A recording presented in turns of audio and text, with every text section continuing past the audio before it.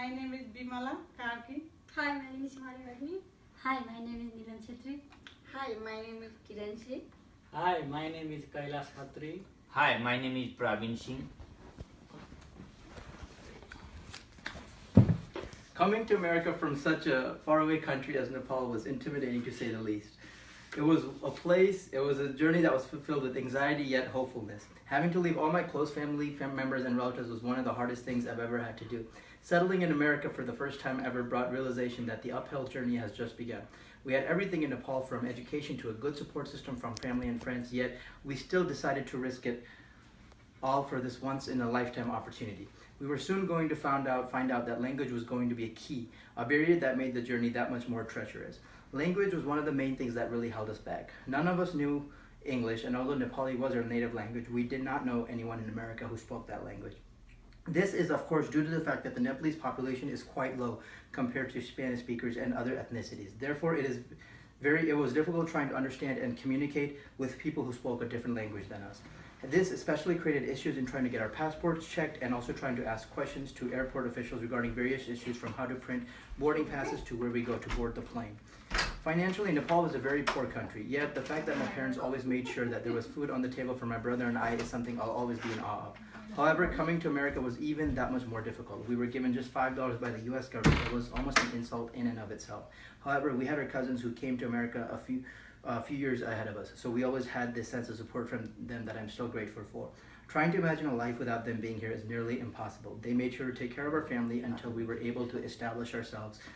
We eventually got an education, and after being able to speak English more fluently, my parents found a job. Eventually, after a few years, we had enough capital where we didn't have to rely on our cousins. Yet them taking us under our wings and making sure that they were there for us is something I'll always be grateful for. The fact that Nepal and America had two completely different currencies certainly didn't help either. Nepal currencies were much more in its original currency, the rupee, compared to the dollar. For example, $1 was equal to 103 rupees. Thus, the amount of money that we brought from Nepal wasn't nearly enough to pay for food and shelter like we had anticipated. Furthermore, items are also more expensive in America, which only exacerbated the situation that much more. Once our family settled financially, the next step was to immerse ourselves into this completely new culture, something that was foreign to us. Living in America was a completely different experience than living in Nepal. For one, I was shocked at how smooth and clean the roads were, as well as the lack of air pollution. The same could not be said in Nepal, where you couldn't go a block without getting a smoke in your eye from pollution. Furthermore, the people in the US seem much more to care about the environment.